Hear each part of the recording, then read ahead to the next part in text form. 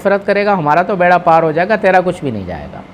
تیرے خزانے لامحدود، تیری رحمتیں لامحدود، تیری مغفرتیں لامحدود، تیری عطائیں لامحدود، ہمیں اس میں سے کچھ عطا فرما دے تاکہ ہمارا کام۔ ماشاءاللہ بہت ہی عمدہ جواب دیا استاد محترم نے۔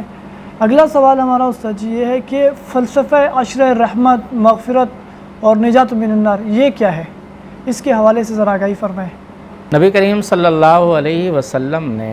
شعبان کے آخری جمعے کو جو خطبہ ارشاد فرمایا، اس میں بہت ساری چیزیں رمضان کے حوالے سے بیان فرمائی۔ اس میں ایک یہ بھی ہے کہ اللہ رب العزت نے رمضان کے مہینے کو 3 اشروں میں تقسیم فرمایا ہے۔ اولہ رحمہ و اوسطہ مغفرہ و آخرہ عتق من النار۔ شروع کے 10 دن رحمت کے ہیں، درمیان کے 10 دن بخشش اور مغفرت کے ہیں، اور آخری 10 دن جہنم سے خلاصی کے ہیں۔ آپ نے پوچھا کہ فلسفہ کیا ہے، حکمت کیا ہے؟ مختلف حکمتیں اس حدیث کی تشریح میں محدثین نے لکھی ہیں، جن میں سے ایک حکمت یہ لکھی ہے کہ رحمت کا مطلب یہ ہوتا ہے کہ پہلے عشرے میں اللہ تعالیٰ کی طرف سے ہر طرف اس کی عطا اور اس کی مہربانی کی ہوائیں چلنا شروع ہو جاتی ہیں، بارشیں برسنا شروع ہو جاتی ہیں۔ جب بڑی تعداد میں اور بڑی موسلا دھار بارش ہوتی ہے، خاص طور پہ آپ کے بلوچستان میں اس چیز کا آپ کو مشاہدہ ہوگا، تو بعض اوقات اتنی بارش ہوتی ہے کہ جو بالکل چٹیل اور بنجر زمینیں ہوتی ہیں نا، وہ بھی نرم پڑ جاتی ہیں۔ تو یہ پہلے عشرے میں رحمت کی بارش ہوتی ہے، اور اس بارش کی وجہ سے جو طلب کرنے والے ہیں انہیں تو حصہ ملتا ہے، لیکن جو بے طلب لوگ ہیں یا جن کی طلب میں کمی ہوتی ہے، اللہ رب العزت ان کے دل کی زمین کو بھی نرم کر دیتا ہے، اور وہ بھی اعمال کرنے پر آمادہ ہو جاتے ہیں۔ جب ان کے دل کی زمین نرم ہو جاتی ہے اور وہ پھر اعمال کی طرف آتے ہیں، روزہ رکھنا شروع کرتے ہیں، تراویح کا اہتمام کرنا شروع کرتے ہیں، اسی طریقے سے سحری افطاری کا وہ سنت سمجھ کر اہتمام کرتے ہیں، دعاؤں کا اہتمام کرتے ہیں، اپنی استعداد اور اپنی جو ہے وہ کوشش کے مطابق، اپنی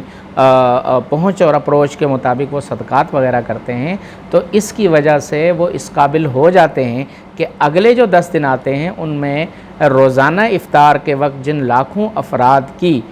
بخشش کے فیصلے ہوتے ہیں، ان میں نیک لوگ تو شروع سے ہی شامل تھے، یہ لوگ بھی پھر ان میں شامل ہو جاتے ہیں۔ یہ مغفرت ہے،